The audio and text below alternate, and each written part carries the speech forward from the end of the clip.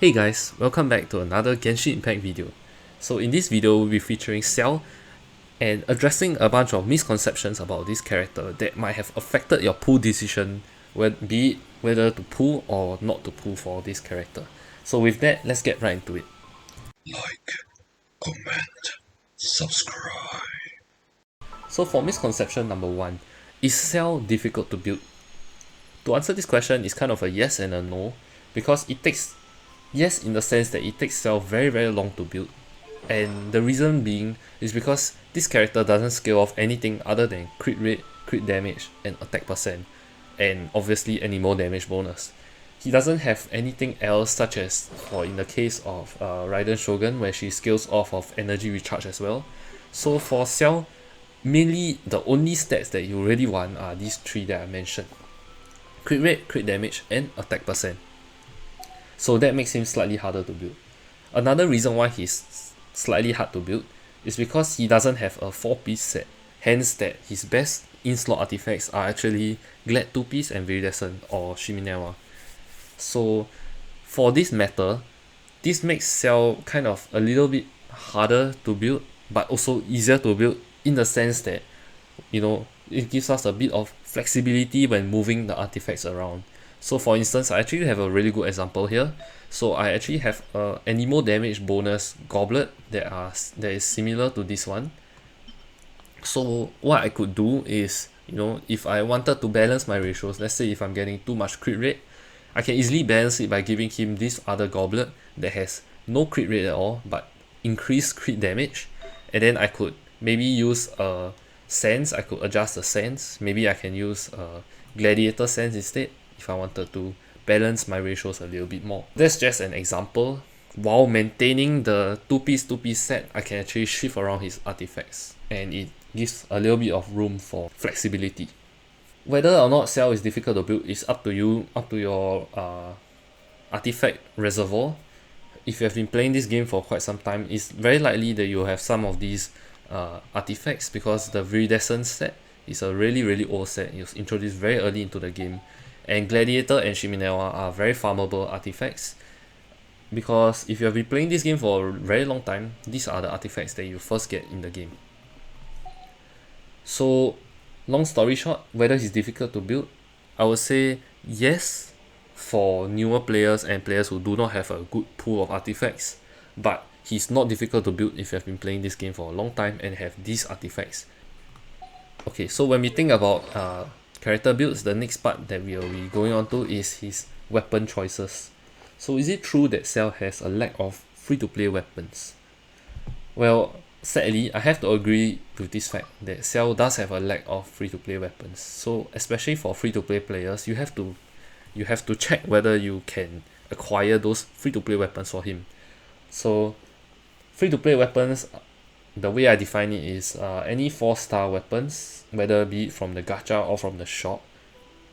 So in terms of the 4-star polearm options, they are pretty limited, and pretty much the only real free-to-play polearm that he has is really the Blackcliff pole.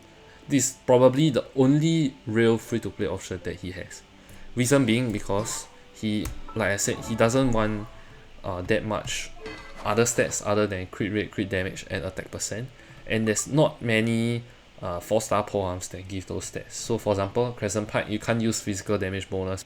He'll be infused with Anemo, so this doesn't take effect, this doesn't take effect. He doesn't need Elemental Mastery. Too much energy on him is wasted as well. Same for this. He doesn't scale off his burst, he scales off of his normal attacks. So really the only 4-star options available for him is Deathmatch, the Blackcliff pole, as well as the Lithic Spear, which is the one which buffs based on the amount of Liyue characters that you have. I'll just pop it out on the screen.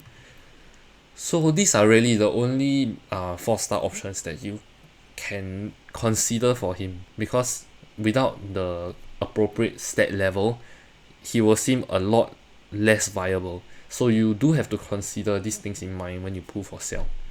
Obviously, the 5-star weapons, Staff of Homa, the Calamity Queller, as well as his best in-slot weapon, arguably the Primordial Jadewing Spear. Those are obviously really good for him. In fact, most of the 5 stars poems are actually viable on him, except maybe Engulfing Lightning. Alright, so for Xiao, is it true that Xiao requires specific team comps? So let's address that. You need an animal battery like Sucrose, and then you need a healer like maybe Jean. But the healer does not necessarily have to be Jean. The healer could also be Burnett, it could also be Diona, etc. If you happen to have maybe a copy of the Elegy of the End and your Diona is on the Elegy weapon, it could also be viable because you'll be giving Xiao a 20% attack boost. But keep in mind that, you know, this elemental mastery that you give Xiao will be totally wasted, so you do have to consider twice before you do this move. Alright, so after you have considered that he has animal battery and a healer on the team, the 4th slot is kind of flexible, and you can put in any character that, you know, gives the overall team more particles, such as Albedo if you do have, or Fischl. Even a Raiden will work for particles and also a bit of off-field damage. So in a Xiao team, Xiao will be the main DPS doing most of the damage. So honestly, the team compositions for him is very flexible, and all you have to do is make sure that your Xiao is properly built. Alright, so moving on to the 4th point, where there's often a misconception that, you know, Xiao is difficult to play. Well, whether or not Xiao is difficult to play is entirely up to you. I can tell you guys the proper rotation for Xiao. If his health is high, what I'll do is swap into Sucrose, cast the burst, and swap into Xiao, cast 2 E's and then cast the burst. That's my rotation. But then if my Xiao is low on HP, like for example now, what I'll do is I'll swap into Jean, cast her burst, and then swap into Sucrose, and then swap into Xiao. So honestly, there's not much thinking involved in this kind of team comps, because you're just shifting all the buffs that you have onto Xiao, and there's no elemental reaction involved, so you don't have to care about the order of things, except for your Noblesse holder or your buff holder must come right before Xiao does his burst. Like, you cannot really time his plungers very well. What you can actually do is to go into the events here. There's a test run, right?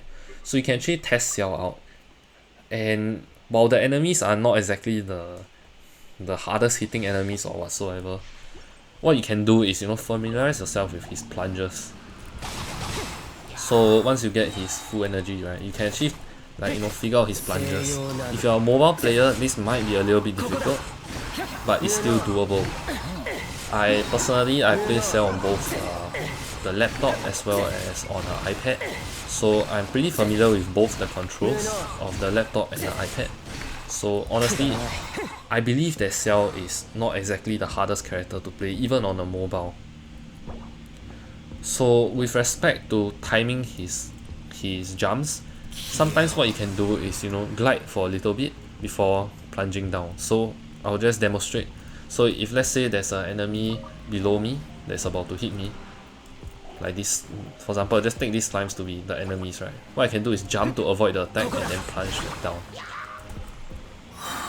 So if you're familiar with doing this kind of stuff, if you play the trial run and you realize that, you know, that you can get used to him, then this point might not hold true for you. So maybe you should pull for Xiao. Alright, and last but not least, so this now begs the question of whether how should we play Xiao exactly, right? Should we do low plunge or should we do high plunge?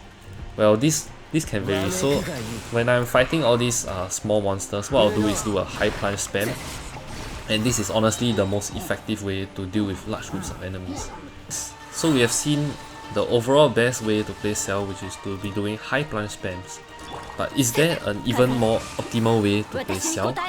Well, let's take a look over here. So you'll be doing low plungers if you can trigger the collision damage. So as you can see over here, right, there's always 2 damages that you can see. One smaller one and one larger one. So the reason why there's a smaller number on top of the larger one is because I have triggered the collision effect, where I'm really close to the enemy. So when you are doing plunges such as those, it's often more efficient for us to do low plunges because we are able to trigger this collision damage more frequently, which will add up and eventually out DPS your high plunges. So now the question is whether we should weave in our basic attacks or even a charge attack in the middle of our cycle. So after I do a plunge, there's always a little bit of a pause before you can jump again, right? So how to make use of this pause is to do a plunge and then do a charge attack into a cancel and then jump again. So cancel and then plunge, cancel and then plunge. Yep. So that is the overall best way to pull for Xiao. So all in all, I would believe that Xiao is not exactly a very free-to-play character, but if you are free-to-play that has been playing this game for a really long time, have accumulated all those good artifacts for him, and all you need to do is to get a weapon for him, there are options for him in the form of the shop, the prototype Star Glitter shop, in the Black Cliff Polearm, or you can also gacha for it. For example, if you get a Staff of Homa and you don't have anyone else to use it on, Xiao is actually a pretty good candidate for the Staff of Homa. So there are options for him if you have been playing this game for a pretty long time.